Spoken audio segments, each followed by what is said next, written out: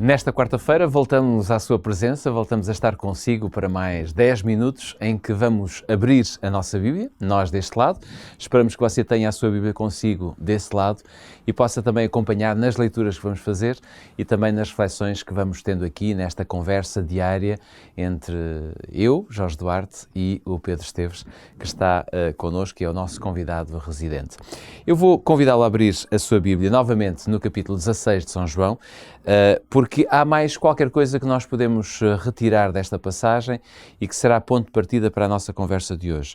Nós abrimos a Bíblia em São João capítulo 16 e vamos ler o versículo 8, que temos lido nos outros dias, que diz: "Quando ele vier, convencerá o mundo de três coisas, do pecado, da justiça e do juízo", e o versículo 11 vai-nos explicar, ou vai-nos dar uma dica do que é este juízo, o que poderá ser este juízo. Diz: "E do juízo, porque o príncipe deste mundo já está julgado."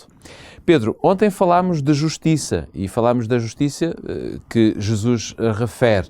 Já falámos aqui do pecado. Hoje vamos falar um bocadinho deste juízo. Será uma boa notícia este juízo, que o Espírito Santo, no fundo, nos convence ou tem a responsabilidade de nos convencer, ou nem por isso? É bom ou nem por isso? Bom, este juízo sobre o qual, ou acerca do qual o Espírito Santo nos quer convencer, é uma autêntica boa nova. Então estamos aqui a dar uma boa nova a todos aqueles que nos veem e nos ouvem, não é? A explicação para isto não é porque nós queiramos, nós gostamos mais de boas notícias do que más. Claro. Não estamos a dizer isto só porque assim é mais satisfatório para nós. Não, é porque Jesus deu uma explicação. E quando ele disse, ok, o Espírito Santo vai convencer-vos do juízo, e depois na explicação que ele dá, tu próprio leste, porque o príncipe deste mundo, que é um título, digamos assim, que na Bíblia é atribuído a Satanás, o diabo, ele está condenado. Ou seja, é quase como que quando nós temos uma criança e que chora porque tem medo de algo e nós damos-lhe a garantia que aquele medo que ela tem não faz sentido porque nada daquilo que ela pensa que pode acontecer vai acontecer. Exatamente. Não existe, não está lá, o monstro não está lá. Neste caso, o juízo é uma boa nova porque Satanás já está condenado. Ele existe, mas está condenado. Então, eu creio que talvez a melhor maneira de tornarmos isto claro será lermos na Escritura. Isto é quase como uma viagem ao futuro, à profecia bíblica no seu âmago, quando a profecia nos fala sobre acontecimentos incríveis e que têm precisamente a ver com... São palavras que nos revelam como, não o quando exatamente, mas sobretudo como, que fenómenos acontecerão quando este juízo que Jesus aqui fala se cumprir. Então, vamos lá a Apocalipse. essa viagem. Essa viagem leva-nos ao final do último livro da Bíblia, Apocalipse no capítulo 20, e vamos ler aqui alguns versículos. Claro, não vamos ler toda a versão, todo o texto, aliás, todo o capítulo 20.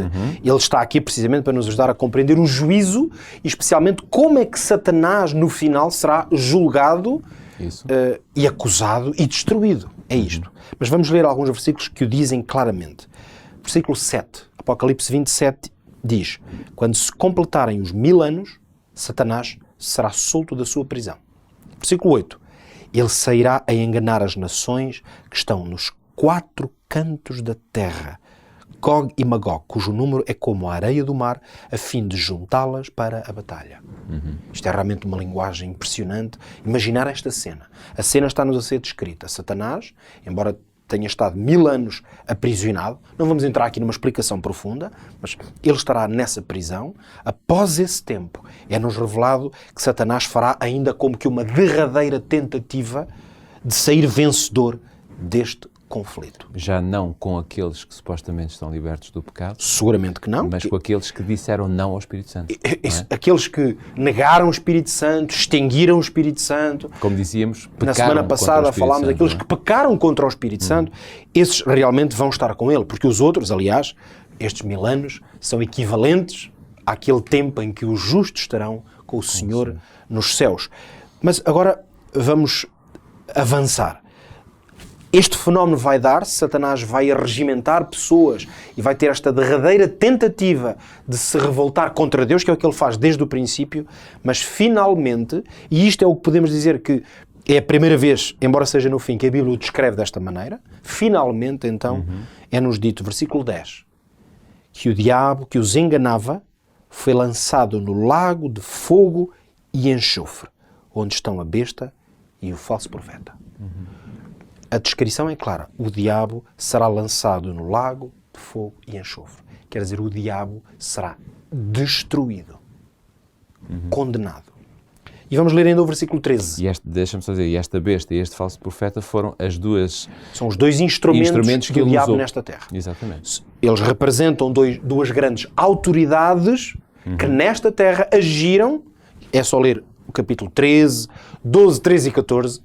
Fica aqui este convite e aprofundá-los. Mas fica claro que estas duas entidades, besta e falso profeta, poderes de natureza religiosa, também política e civil, juntaram-se para fazer o quê? Para serem instrumentos do diabo nesta terra. Por isso é que eles serem a oposição a Deus. São a oposição a Deus. Por isso é que essas instituições e esses poderes, claramente, esses pecam contra o Espírito Santo. Exato. Precisamente porque nesta terra são instrumentos não de Deus, mas instrumentos do diabo. Por isso é que então nos é dito que o diabo e os seus dois grandes instrumentos na terra, que aqui são chamados numa linguagem profética, eles vão ser destruídos num lago de fogo. Quer dizer, será uma condenação que os aniquilará. E já agora vamos ler ainda o versículo 13, que ainda reforça a imagem.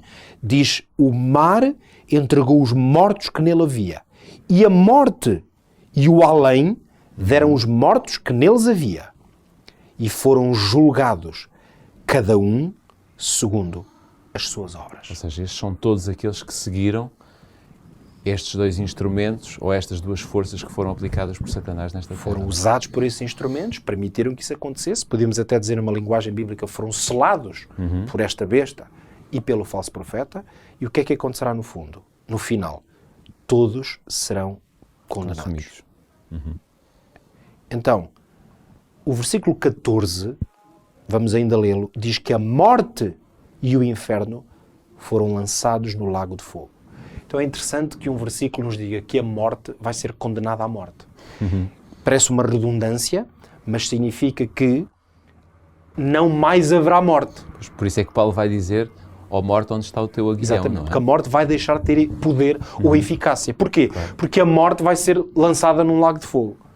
Isto percebe-se logo que a linguagem é simbólica, porque a morte não é uma pessoa, não é uma coisa física, mas é a possibilidade de morrer, a morte, enquanto uma realidade da experiência humana, e se calhar mais do que humana, a morte deixará de ter lugar. Ela deixará de ter lugar. Portanto, a vida reinará, no fundo, e o autor da vida que é Deus. Então, o que é que este texto nos diz? Diz-nos claramente que o juízo do qual o Espírito Santo nos quer convencer e alertar é um juízo que traz esta boa nova. Tu agora aqui sofres, o pecado é terrível, tu sentes-lo na tua vida, no mundo tens aflições, usando as palavras de Jesus, é como se o Espírito Santo nos dissesse, mas não temas, porque o autor deste sofrimento vai ser condenado. O próprio sofrimento vai ser condenado. Claro. Todos serão aniquilados. Por isso, o Espírito Santo advertir-nos para esta obra que vai acontecer, para esta realização da parte de Deus, embora ela naturalmente seja trágica, porque nunca podemos esquecer isto. Satanás é uma criatura e foi criada por Deus. Será, portanto, uma criatura, não um filho de Deus, porque ele já não é filho dele, mas é uma criatura de Deus. Todos aqueles mortos que lemos que sairão, todos esses são homens e mulheres que Deus ama, por quem morreu. Portanto, não é uma boa nova no sentido de que isto é uma maravilha, ler isto e que isto dá-nos... Não, é uma boa nova no sentido de que nós podemos viver hoje na consciência de que o juízo de Deus será derradeiro, não deixará margem para dúvidas, será justo. Ao ponto da Bíblia também dizer que nunca mais se levantará a segunda vez, não é? Por isso é que essa morte não se voltará a levantar, o pecado não se levantará novamente, porque o juízo de Deus será total. É por isso é que, claro, por isso é que o Espírito Santo, hoje, enquanto aqui estamos, ele também nos chama a resistirmos ao diabo.